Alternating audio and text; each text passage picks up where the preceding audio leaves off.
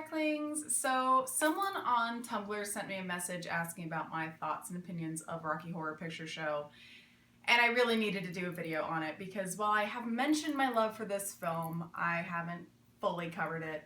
And in fact, if I were to fully cover it, we'd be here for a couple of hours, so I will give the abridged story of Rocky Horror Picture Show. So, this is one of my favorite movies, and it's also one of the few movies my mom and I both mutually love. And it all started with Richard O'Brien creating a musical in his spare time with his other stage and television works. He'd write lyrics based heavily off of 1940s ads, 1950s and 60s sci-fi and horror films, and it's all pretty much a homage to kind of a lot of camp and horror, and it's supposed to be ridiculous and fun, and it was just sort of a fun project for him to vent his stresses out. So then you ended up with a completed script, and you ended up with a musical stage production that premiered in London in May of 1973, with Tim Curry as the role of Dr. Frankenfurter, who at the time was blonde. And even though it was a pretty small production, you had a full house every week, and it was always a very fun, engaging thing.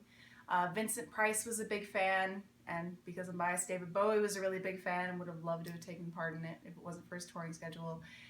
And it was kind of a really interesting little play, and it got a lot of attention to the point that they were able to finally make it into a film.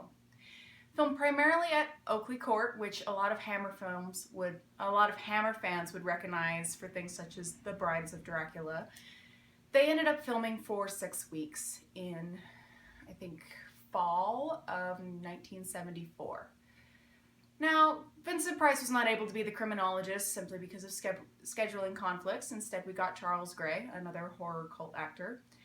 And then you ended up getting newcomers to the big screen. Tim Curry's feature film debut, Susan Sarandon's feature film debut, and then you just get a lot of these weird people in this movie.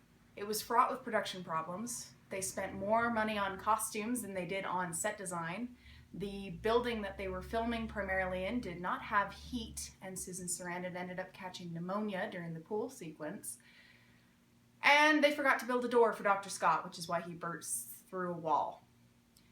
There are Easter eggs literally hidden throughout the house, and it was kind of a strange camaraderie, and it ended up being a financial bomb when it first premiered in August of 1975.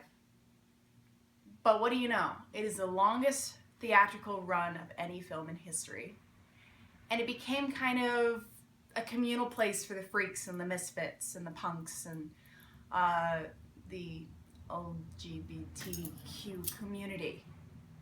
And I'm really glad that it persisted. You find references in other programs such as Perks of Being a Wallflower and Glee, and it'll pop up here and there, and it has become a cultural staple in the UK, in the US, and all around the world, with midnight screenings and shadowcasts. And I love shadowcasts. My local theater, the Tower Theater in Salt Lake City, does shadowcast showings the last couple of weeks of October every year and has done so for about 20 years. And I have attended 3 of them. And I attended an actual stage play of Rocky Horror Show in Savannah when I was going to school there. And the Tower also does stage shadowcast shows for 2 other films, Lucky Me, Hedwig and the Angry Inch, and Reaper the Genetic Opera. But Rocky Horror really paved the way for this kind of creativity and humor and weird culture. And I'm so, so happy to have that. And I've had people that are like, what in the ever-living fuck is this film? And I think that it's just sort of a cultural phenomenon, it's a freedom of expression, it's parody, and it's all kinds of things. I don't know, I just really love it. There's a lot of camp, there's a lot of preposterousness. You can see wires and when people have crashed into cameras and things that break when they probably shouldn't have. And it's all part of the charm. It's low budget. 20th Century Fox didn't have a lot of faith in it, but in the long term, it ended up being incredibly popular.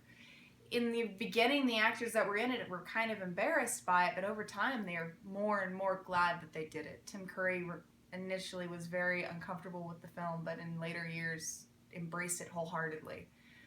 And I'm incredibly glad. It has this whole crazy freedom of expression. It has this very punk atmosphere. And I adore the film to pieces. I have the movie soundtrack on vinyl. I have the stage production soundtrack on CD, courtesy of my mother. And I know all the lyrics to all the songs. And I find it to be incredibly interesting how it's been integrated into popular and subcultural stuff.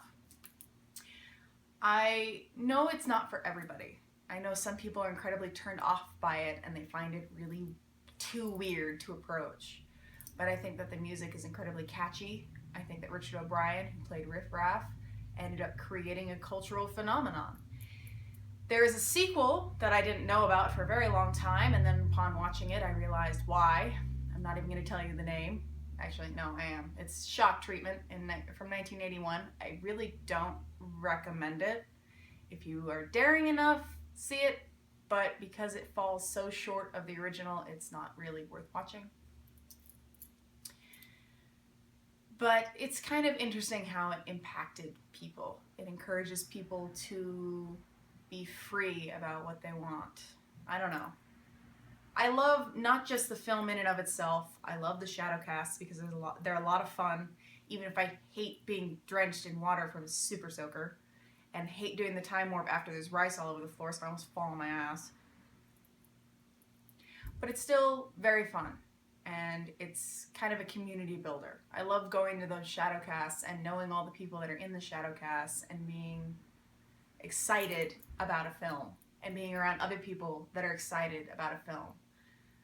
A film that was weird and unorthodox, but still persists 41, 42 years later. And I hope it keeps going for a long, long time. I could go on about all the crazy trivia, about all the hidden history, but you can find all that for yourself either through biographies, through magazines, through their official website. You can find all the information for yourself should you choose to know it. I like trivia, and I think it's funny that Tim Curry modeled Frankenfurter's voice off of his mother's. I think it's funny that they wanted to hire Elvis and got Meatloaf instead. And there's just so much about it that's very silly and very beloved, and I hope it persists for a long time. If you don't like Rocky Horror Picture Show, then I'm a little surprised you like my channel at all, considering it's something very dear to me. But if you do like it, then I'm glad you're here, and you can share that with me for whatever that's worth. Anyway, I figured I'd do that little video because cult films are important and they're weird, and that's kind of the granddaddy of the cult films. Sure, you've got other weird ones like Henry and the Angry Inch and Phantom of the Paradise and Pink Flamingos and The Room, and you get all kinds of different subsets of cult film, but I'm glad that that comedic science fiction horror musical ended up being near the top of the list. Till next time, Darklings.